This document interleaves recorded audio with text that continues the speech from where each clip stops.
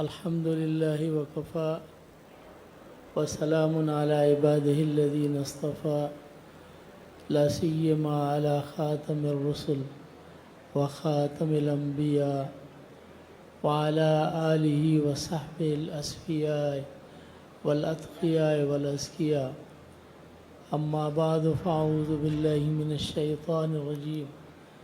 بسم الله الرحمن الرحيم.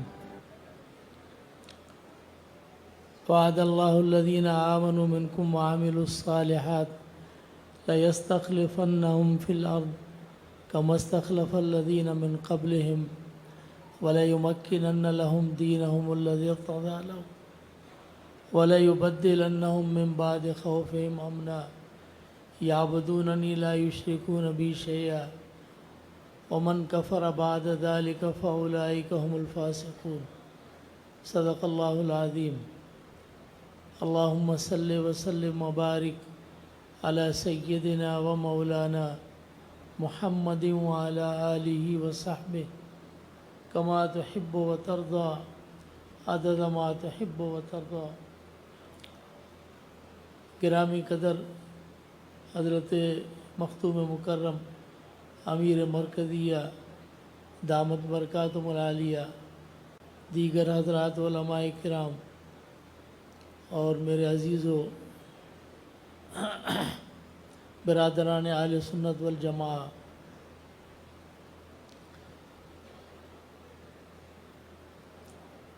روز اول سے اللہ تعالیٰ نے جب بھی خلافت عرضی کے لیے انتخاب فرمایا تو ابتدا میں ایک طرف جناب حضرت آدم علیہ نبینا علیہ الصلاۃ والسلام تھے اور دوسری طرف اللہ کے فرشتے تھے.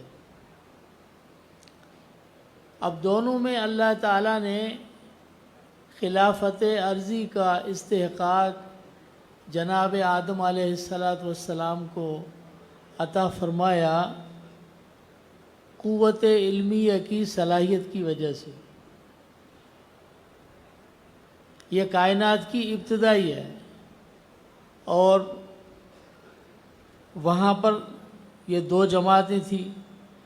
اللہ نے خلافت عرضی قوت علمیہ کی بنیاد پر اور وہ قوت علمیہ کی استعداد اور صلاحیت بھی اللہ تعالیٰ نے بطور امتحان کے واضح فرما دی. وعلم آدم الاسماء كلها ثم عرضهم على الملائکہ. تمام چیزوں کے اسماء اور خواص، مسمیات، جتنی بھی دنیا میں چیزیں جو ہم استعمال کرتے ہیں ان کے نام خاصیتیں اللہ نے پیش کر کے آدم علیہ السلام کو بھی بتلائیں، فرشتوں کو بھی بتلائیں. فقال انبئونی باسماء ہؤلاء ان کنتم صادقین. پھر اللہ نے امتحان لیا تو فرشتوں نے تو کہا سبحانک لا علم لنا الا ما علمتنا، اور آدم علیہ السلام نے ایک ایک چیز کی خواص اور اس کے نام اور تمام اس کی جو صفات ہیں وہ بتلا دیں. اللہ نے قرآن کریم میں جو انداز اختیار فرمایا وَعَلَّمَ آدَمَ الْأَسْمَاءَ كُلَّهَا ثُمَّ عَرَضَهُمْ عَلَى الْمَلَائِكَةِ، کہ آدم علیہ السلام کو اللہ نے تمام چیزوں کے نام سکھلائے. ثُمَّ عَرَضَهُمْ عَلَى الْمَلَائِكَةِ، پھر فرشتوں کے سامنے بھی وہ چیزیں پیش کی. اب میں اگر آپ کو ایک بندے کو میں یہ گلاس دوں اور اس کو کان میں بتاؤں کہ اس کا نام گلاس ہے اور دوسرے کو صرف یہ گلاس دے دوں اور نام نہ بتاؤں اور پھر میں پوچھوں امتحان لوں کہ اب تم بتاؤ اس کا نام کیا ہے، تو جس کو میں نے سکھلایا وہ تو بتا سکے، جس کو نہیں بتلایا وہ کیسے بتائے گا؟ اللہ نے جب آدم علیہ السلام کی باری آئی تو اللہ فرماتے ہیں وَعَلَّمَ آدَمَ الْأَسْمَاءَ، آدم علیہ السلام کو ہم نے سکھلا دیا نام. اور جب فرشتوں کا ذکر آیا تو اللہ نے فرمایا ثم عرضہم، ان کے سامنے چیزیں پیش کر دی. وہاں تعلیم ہی نہیں تو امتحان کا ہے گا؟ تعلیم کا ہے. تو بات سمجھنے کی ہے کہ تعلیم دونوں میں برابر ہے.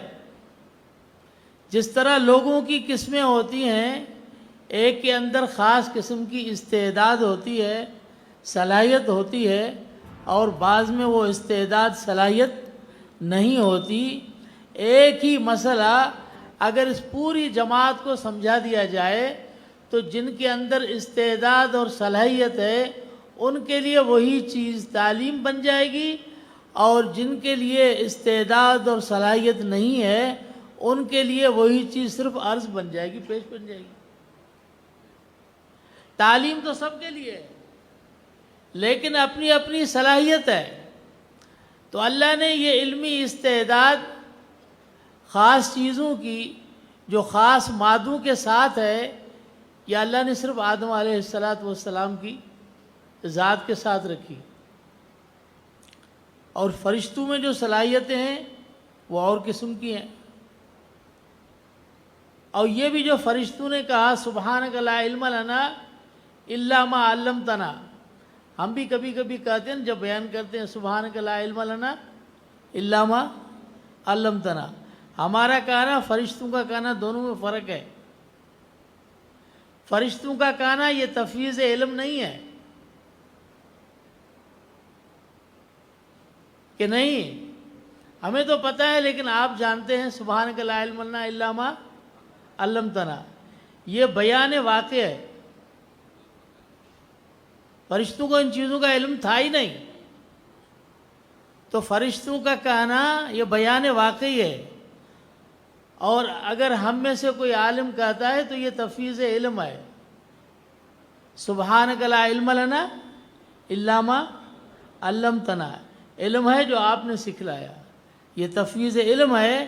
جس طرح صحابہ کرام فرماتے تھے، حضور نے فرمایا آج کون سا دن ہے، مہینہ کون سا ہے، یہ شہر کون سا ہے، تو صحابہ نے عرض کی اللہ و رسولہ عالم. علم تو تھا لیکن تفویض علم ہے. تفویض علم کے اضافے کا ذریعہ بنتی ہے. جب کوئی اپنے علم کا انکار کرے تو اللہ تعالیٰ اسے اپنے علم سے عطا فرماتے ہیں. ہمیں قرآن میں یہی تعلیم دی گئی الف لام میم کہ یہاں تم انکار کر دو کہ اللہ عالم بمراد ہی بذالک، اللہ ہی اس کی مراد جانتا ہے، تو ذالک الکتاب سے تمہیں علم آنا شروع ہو جائے گا. یہی تفویض علم ہے. تو وہاں پر یہ دو چیزیں تھیں. کبھی کبھی ایک چیز ہوتی ہے نا، جو بعض چیزیں جو علماء کے لحاظ سے منطقی تیز کی. میں نے ایک اور مثال دی. میں نے کہا سندھ میں ہمارے ایک بزرگ تھے مولانا عبداللہ چانڈیو صاحب رحمۃ اللہ علیہ، وہ جب دارالعلوم دیوبند میں 101 اور 102 نمبر ہوتے تھے، اس زمانے میں اس نے دارالعلوم کے امتحانات میں 105 نمبر لیے ایک ایک کتاب میں. بڑے ذہین تھے وہ. تو چانڈیو تھے، بلوچ تھے، مزاج کے تیز تھے، کبھی کبھی مزاج ان کا تیز ہو جاتا، منطقی مزاج بھی تھے. تو اس نے بیان میں ایک دن فرمایا کہ قرآن میں اللہ نے فرمایا کہ لا يدخلون الجنت حتی یلج الجمل فی سم الخیاط، کہ کافر جنت میں داخل نہیں ہوں گے جب تک اونٹ جو ہے یہ سوئی کے سوراخ میں داخل نہ ہو جائے. اب اونٹ کا داخل ہونا محال ہے. یہ تعلیق بالمحال کا مطلب یہ کہ کافر کا جنت میں جانا بھی محال ہے. تعلیق بالمحال سے وہ چیز محال ہو گئی.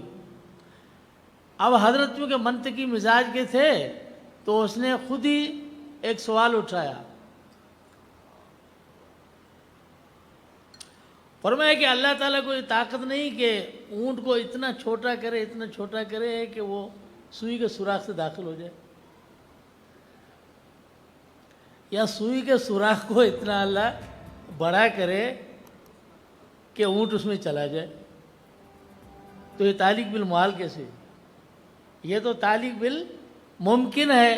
جب یہ ممکن ہے تو کافر میں کا جنت میں جانا بھی ممکن ہو گیا. یہ خود سوال کیا اور پھر خود ہی اس کا جواب دیا. اللہ کے کلام کی فصاحت اور بلاغت کتنی عجیب ہے. اللہ نے کیسے مثال دی. ہاں، حضرت نے پھر خود جواب دیا اور فرمایا لیکن مسئلہ یہ ہے کہ اگر اونٹ اتنا چھوٹا ہو کہ سوئی کے سوراخ کے اندر چلا جائے تو اس کو اونٹ نہیں کہا جائے، وہ اونٹ نہیں رہے گا. اور اگر سوئی کا سوراخ اتنا بڑا ہو جائے کہ جس میں اونٹ چلا جائے تو اس کو سوئی نہیں کہا جائے گا. یہ دونوں چیزیں جب اپنی حقیقت پر ہوں، اونٹ اپنی حقیقت پر ہو اور سوئی اپنی حقیقت پر ہو، تو یہ محال ہے کہ یہ اس میں داخل ہو جائے. ہاں، اب یہ پہلا کائنات کی ابتدا ہے جس میں اللہ تعالیٰ نے دو جماعتوں کے درمیان جو چیز ہوئی اس میں خلافت عرضی کا استحقاق قوت علمیہ کی بنیاد پر جناب آدم کو سونپا گیا. انی جاعل فی الارض خلیفہ، اور یہ خلافت اللہ تعالیٰ کی طرف سے تھی اور اللہ تعالیٰ نے روز اول سے فیصلہ فرما دیا. یہ فیصلہ کرنے والا کون ہے؟ اللہ تعالیٰ. خلافت دینے والا کون ہے؟ اللہ تعالیٰ.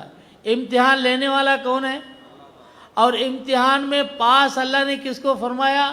جس کی قوت علمیہ کامل تھی.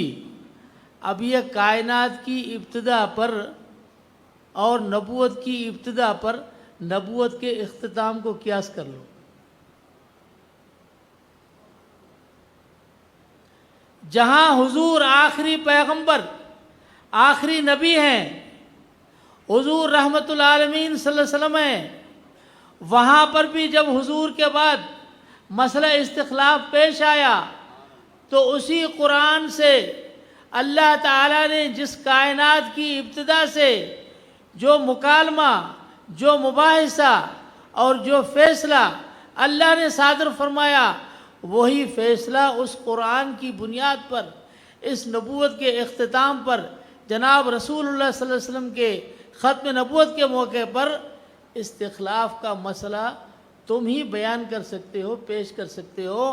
قرآن نے تو روز اول سے واضح کر دیا کہ استحقاق خلافت عرضی جہاں نبوت ہے وہاں بھی خلافت عرضی اگر ہے تو پھر قوت علمیہ کی بنیاد پر ہے، اور جہاں نبوت کا اختتام ہوا اور پھر خلافت کا ہی مسئلہ شروع ہوا حضور کے فرمان کے موجب، تو وہاں بھی قرآن کریم کو مد نظر رکھتے ہوئے حضرت امام شاہ ولی اللہ رحمہ اللہ فرماتے ہیں کہ اسی قوت علمیہ کی بنیاد پر فیصلہ ہوا جناب صدیق اکبر رضی اللہ تعالیٰ عنہ کے. یہ فیصلہ روز اول سے ہے. جب شانوں کا مسئلہ آتا ہے تو شان میں علم کا مقام اوپر ہوتا ہے. انبیاء، نبی اور فرشتوں کا مسئلہ آیا تو قوت علمیہ سے مقام اعلیٰ ہوا. انبیاء کا آپس میں جب مقام کا مسئلہ آیا، جناب رسول اللہ صلی اللہ علیہ وسلم کی ذات گرامی کے ساتھ، تو حضور کا مقام اعلیٰ وہ علمیت کی بنیاد پر ہے کہ حضور عالم الاولین والآخرین ہیں، اور حضور کو اللہ تعالی نے علمی معجزہ عطا فرمایا. مقام علمیت کی بنیاد پر ہے، قوت علمیہ کی بنیاد پر ہے. تو جب حضور کے بعد استخلاف کا مسئلہ آیا تو قوت علمیہ کی استعداد کا کمال جناب صدیق اکبر رضی اللہ تعالیٰ عنہ کی ذات میں تھا. اب سوال یہ ہوا کہ بھئی کبھی کبھی تو وحی کی موافقت حضرت عمر رضی اللہ تعالیٰ عنہ کی رائے کے، فاروق اعظم کی رائے کے مطابق ہوتی تھی کہ وہاں سے وحی کا نزول ہو رہا ہے اور وہ جناب فاروق اعظم کے سینے کے اندر وہ وحی منتبہ ہو گئی، اور حضرت فاروق اعظم رضی اللہ تعالیٰ عنہ نے وہ پیش کر دیا مسئلہ کہ حضور اس طرح ہونا چاہیے، اور وہی بھی وہی آئی جو حضرت فاروق اعظم رضی اللہ تعالیٰ عنہ کی رائے کے موافق تھی۔ یہ 6 مقام پر ہے اور بعض پر زیادہ اور کم ہے، ایسی چیزیں ہاں، تو یہ سمجھنا چاہیے۔ سینہ صدیق اور سینہ فاروق کو سمجھنا چاہیے۔ سینہ فاروق کی مناسبت جناب سیدنا حضرت عیسیٰ علیہ السلام کے سینے کے ساتھ تھی۔ وہ اللہ کے فطرت کے نبوت کے زمانے سے پہلے گویا کہ سلسلہ نبوت کے آخری پیغمبر ہیں۔ حضور تو تھے قطب دائرہ، اور اس دائرے کے آخر میں جناب سیدنا حضرت عیسیٰ علیہ السلام آئے۔ تو عیسیٰ علیہ السلام کی وحی وہ انتباہی وحی تھی۔ یہاں پر اگر کوئی آدمی ایسے مشین کو ٹک ٹک کرتا ہے، جس طرح سے پہلے زمانے میں مشینیں تھیں، آج بھی ہیں، یہاں سے ٹک ٹک کرو تو لاہور سے کاغذ نکل جائے گا جس میں وہ چیزیں لکھی ہوگی۔ یہ انتباہ ہے کہ ٹک ٹک تو یہاں ہوا، بٹن یہاں دبائے گئے اور چیز چھپی ہوئی وہاں سے نکلی۔ حضرت عیسیٰ علیہ السلام کی طرف جو وحی تھی وہ وحی انتباہی تھی۔ اللہ تعالیٰ کی ذات کی طرف سے جو بھی وحی نازل ہونے کو تھی وہ جناب عیسیٰ علیہ السلام کے قلب مبارک میں منتبہ ہو گئی، چھپ گئی، اور آپ نے اس کو بیان فرمایا۔ یہ وحی انتباہی۔ تو حضرت فاروق اعظم رضی اللہ تعالیٰ عنہ کا سینہ وہ سینہ نبوت کے قریب تھا۔ وہاں بھی انتباہ تھا کہ وحی الہی آسمانوں سے آ رہی ہے، اور حضرت فاروق اعظم کے سینے کے اندر وہ منتبہ ہوئی۔ آپ نے وہ بیان کر دی، بیان فرما دی ہاں۔ لیکن سینہ صدیقی کیا ہے؟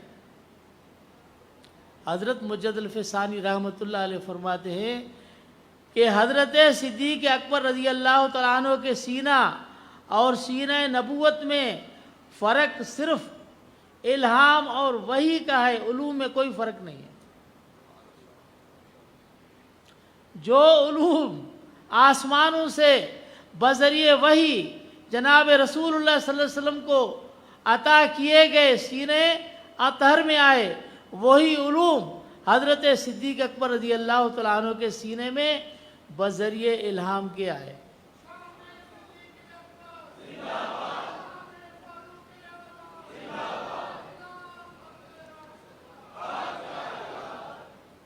چنانچہ حضور رحمۃ اللہ علیہ صلی اللہ علیہ وسلم فرماتے ہیں ما القى اللہ فی صدری القیتہ فی صدر ابی بکر ما صب اللہ فی صدری سببتہ فی صدر ابی بکر۔